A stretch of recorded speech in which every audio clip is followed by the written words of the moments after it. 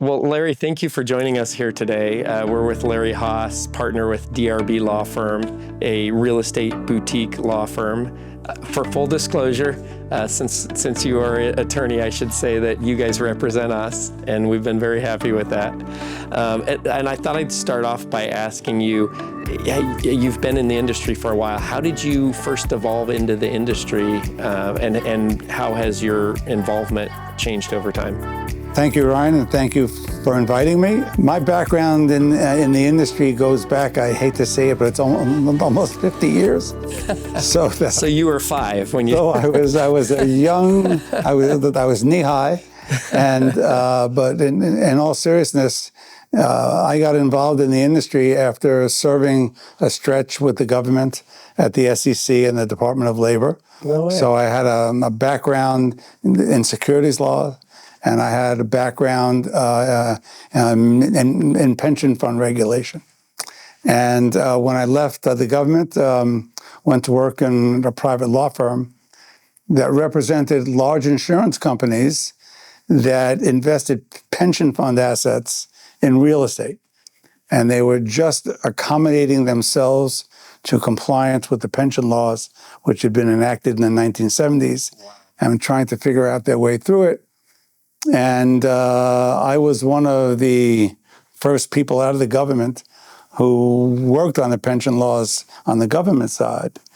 And so I began to help these law firms, through the law firm, helping the insurance companies first deal with their pension fund relationships and how they were going to comply with these laws. So I got involved in what their real estate activities were. And at that time, pension fund and institutional investor in investment in real estate was just getting started.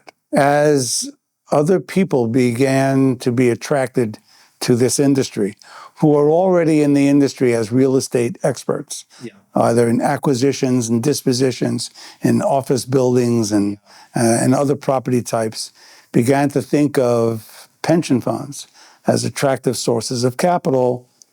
I began developing other clients who were more entrepreneurial, who were just getting started, and help them to develop their business.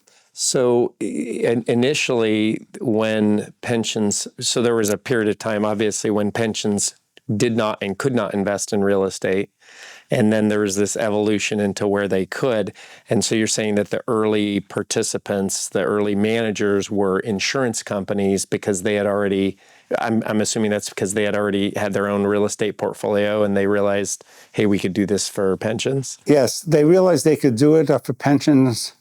They were doing it through the sale of group annuity contracts to pension funds, providing annuities stuff for the beneficiaries. Normally, the insurance companies would fund those annuities with stocks and bonds. Some of the more entrepreneurial insurance companies like Prudential and Equitable began to think, well, we could also fund those annuities with real estate. And they began to put together real estate type products that would back these annuity contracts. And one of the things that insurance companies are very good at doing is marketing. So they marketed to pension funds across the country. Really was focused on the United States and raised a lot of capital, invested in real estate. Most of the real estate was big office buildings. These were trophy buildings, big retail malls, some hotels, some trophy hotels. So that was it. That was it. There was no thought of industrial properties or apartments or multifamily. That was not a part of these portfolios. Interesting.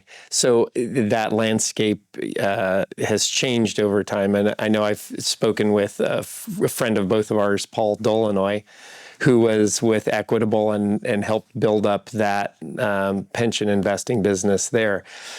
How have you seen the investing landscape change over time from the days when it was just kind of office buildings and trophy malls to what we have today? The first big change that I witnessed was in, I would say, 1988, 89, when commercial real estate went into what you would almost call a depression. Yeah. And the property values dropped enormously. Whereas the industry until that point, the real estate investment industry, had been dominated by the big insurance companies, some of the big banks, and some of the more small entrepreneurial firms.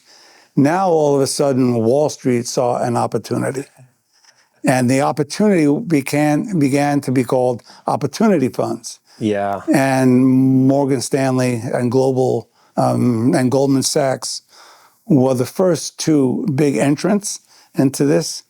They saw an opportunity to buy up these distressed assets and the opportunity to create really high returns. A lot of people will remember, who were around at that time, that those were the days when banks that had large real estate loan portfolios were going under. Yep. There was a big bank on the West Coast here called Security Pacific. Yep.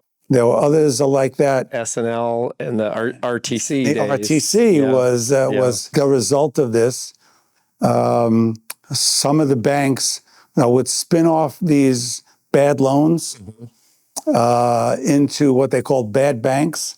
Yep. And organizations like Morgan Stanley and Goldman Sachs set up funds called opportunity funds, raised money from some of the big corporate pension funds, and used that capital to buy up these loan portfolios. Yeah. I remember we worked on a deal for one of these investment banks with a loan portfolio of, I think it was like $1.8 billion that they bought for $475 million.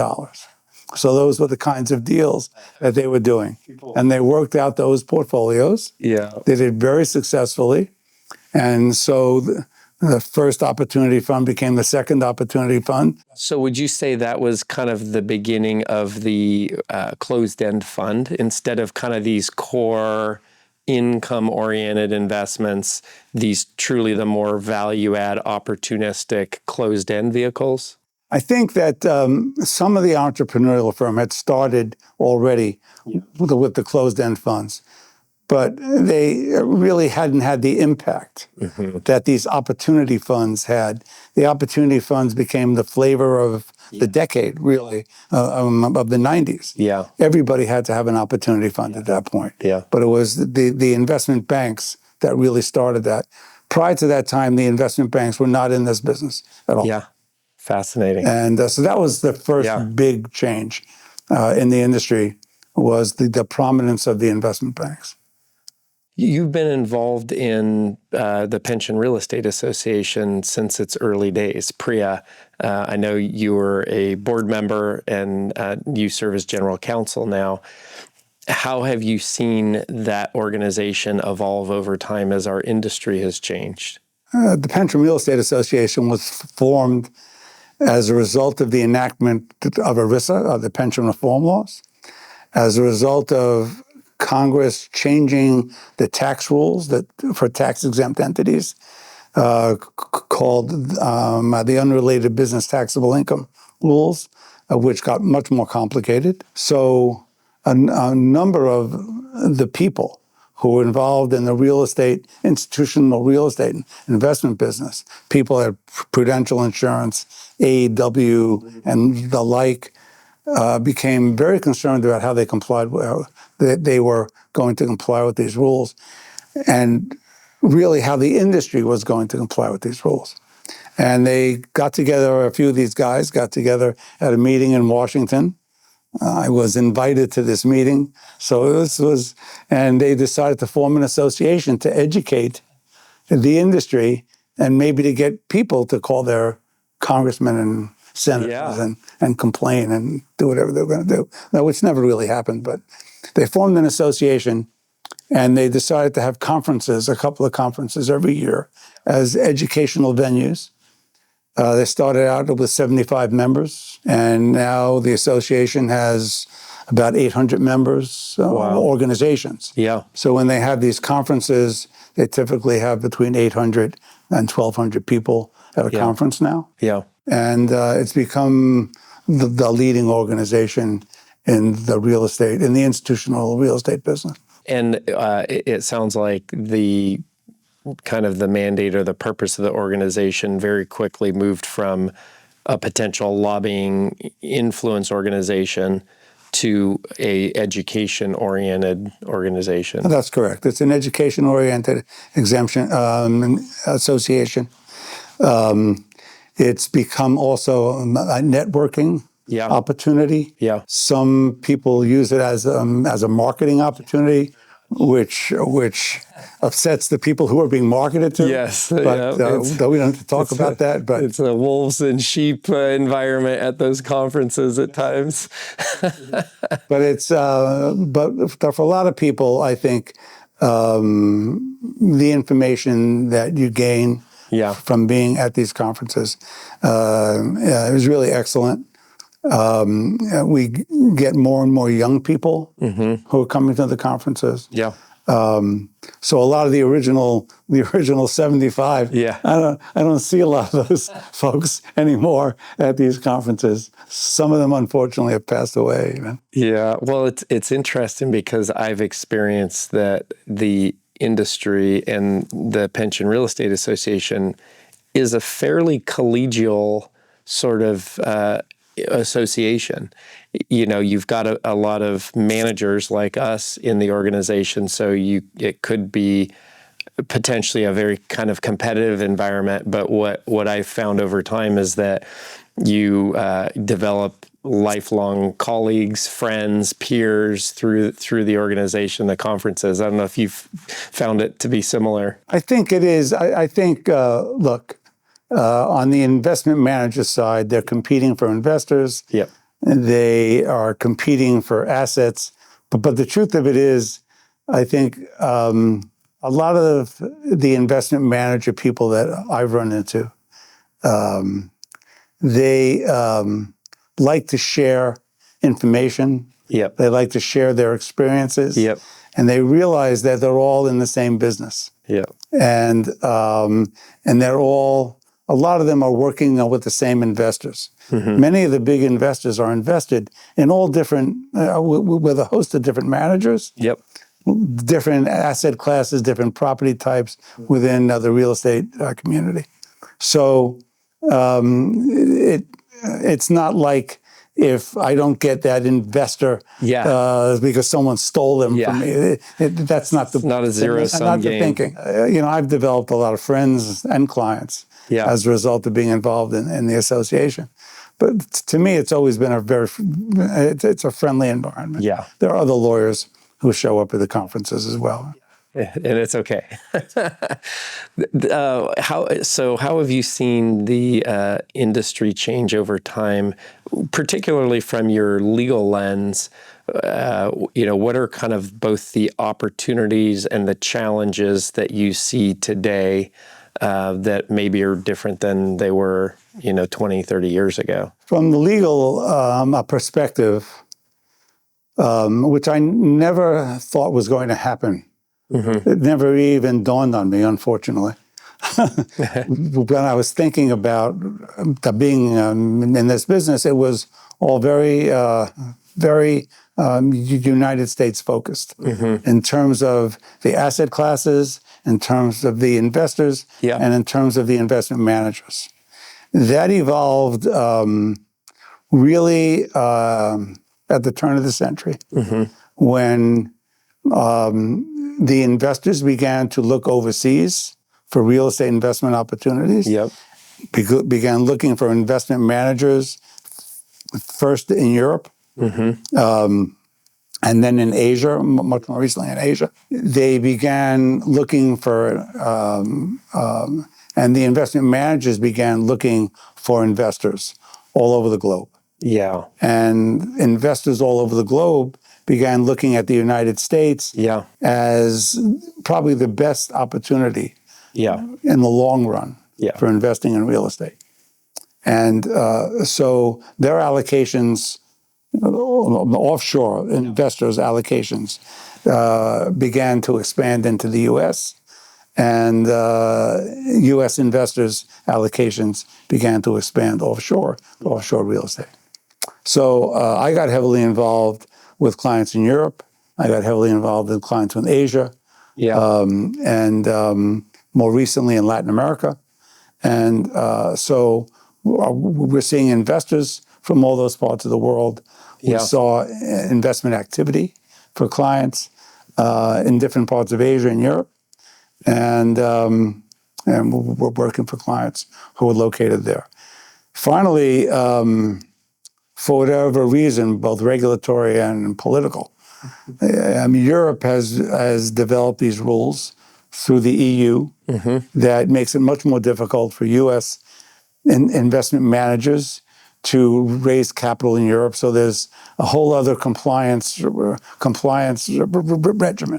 that I have to deal with for my clients. A lot of them are raising capital in Europe.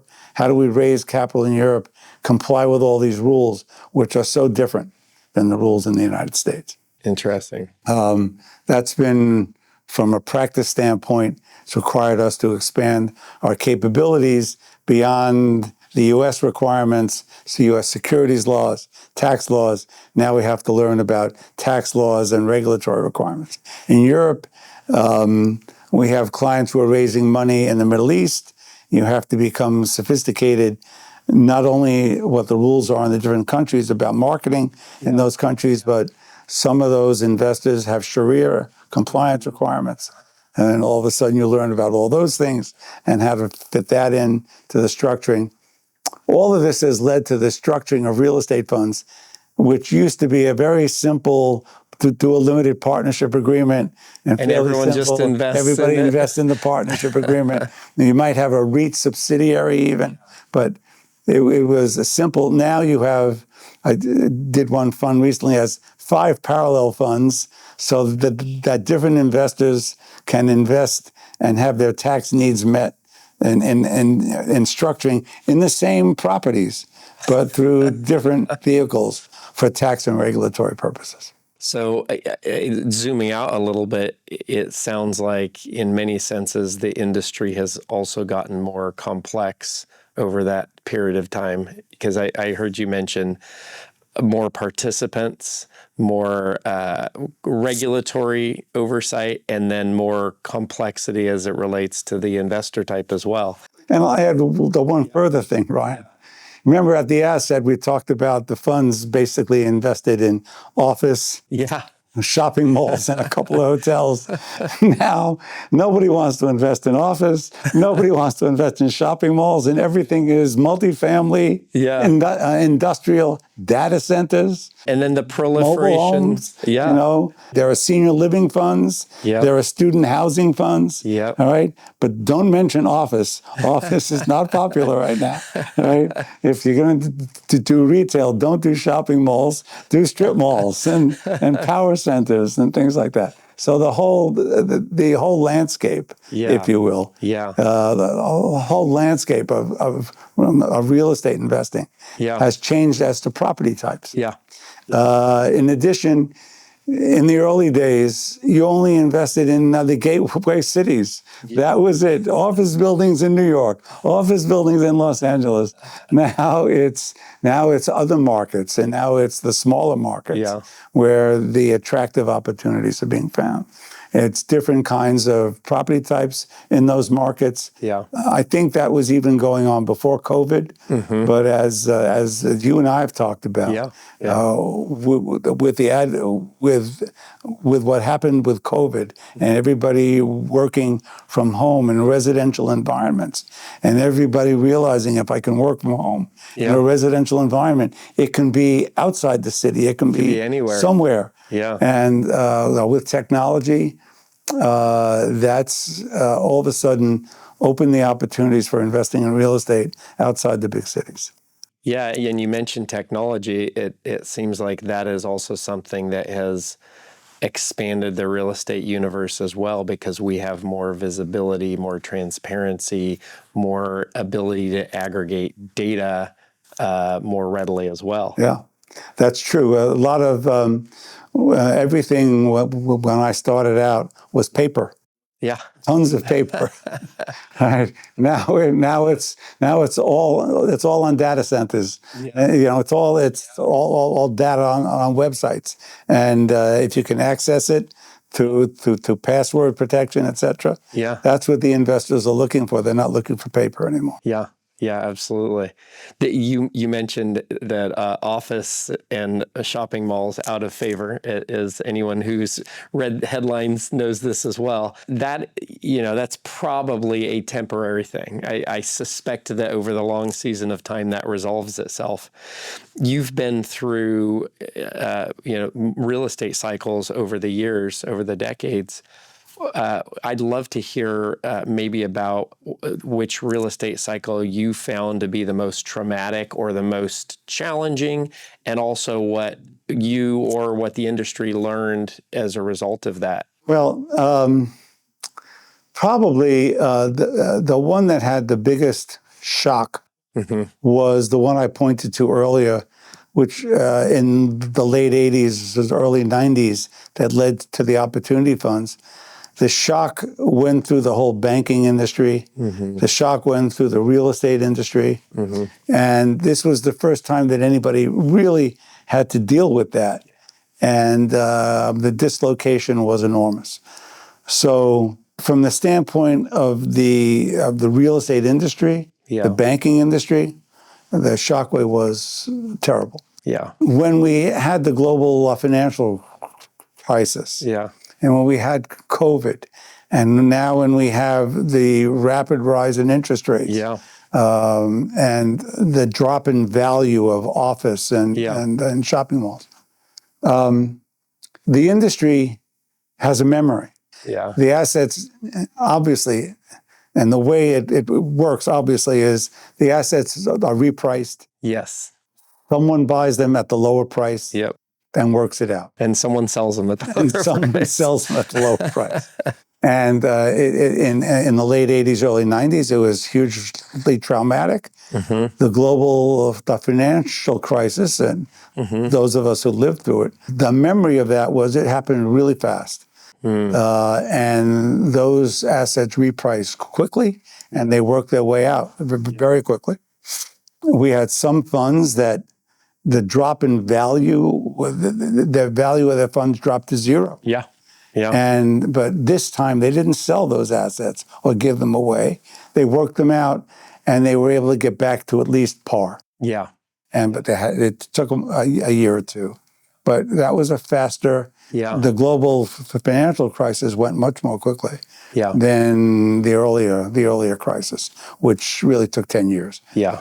And right now, the issue we're facing with office, Yeah. if you watch what's happening recently, all of a sudden those assets are beginning to trade. And the realization is happening that interest rates are not going back down. Yep. So the price is what it is. It is what it is. And the question for everybody is, do I continue to hold these, or do I sell them and move on? And so there's a lot of decisions being made to sell and move on. It's interesting because we keep hearing about this wall of maturity, and this, there's going to be blood in the streets and mass foreclosures. And so far, that hasn't meaningfully played out. I suspect there's still some distress that is being obscured, but I haven't heard that this idea also that it seems like you're saying that the market has gotten a little bit more efficient at working through distress more efficiently maybe than creating the RTC and having to, this long protracted version of doing the same thing. I'd be curious your perspective. The banks and the other lenders are much more sophisticated than they used to be. Yeah. And everybody who's in that business now understands that they took a beating back in those high pressure periods by selling off the assets. Yeah. So now, while everybody is wringing their hands on the wall of maturity, also what you hear is extend and pretend. Yeah. And so that means we're just going to keep carrying these loans because we know Yeah. that there'll be a recovery at some point. And we're just not going to take a beating and hand that beating over to the Morgan Stanleys and the Goldman Sachses, of 2025. That's fascinating. As we're wrapping up here, I'd love to get your perspective. As a longtime industry participant, as there are young people, as you mentioned, entering the industry. There are younger professionals. We now have organizations helping support younger professionals in the industry. Do you have any kind of words of wisdom or thoughts or perspective for someone who's new to the industry? Yeah, I would say a couple of things. There's a tremendous amount of opportunity in this industry because there are so many disciplines that are required. There are the people who are great at evaluating property types and evaluating the value of assets and making wise decisions and you can learn from those people. There are other people who are great at managing the properties, once they've been acquired, and how you add value. Yeah. You hear a lot of property types called value add properties. Well, value needs to be added, and how you do that is a real talent. Yeah. And so there are people you can learn from in that. So you become a participant in this industry. You can learn a lot of things. For other people, there are people who have the talent of being able to communicate with others. And for them, people who can raise capital, who can convince investors, who can explain how an investment makes sense, who have that skill. People who can raise capital, they're enormously valuable in this industry. There are other people who are accountants, who are lawyers, and so there are all these skills that the industry needs, and you can find your way into it. And the important thing that I've seen is the people who are passionate and who love it and who really have an interest in it and work that interest become very successful. Well, Larry, thank you for taking the time today, and I really appreciate it. Thank you, Ryan. It was a pleasure. I enjoyed this.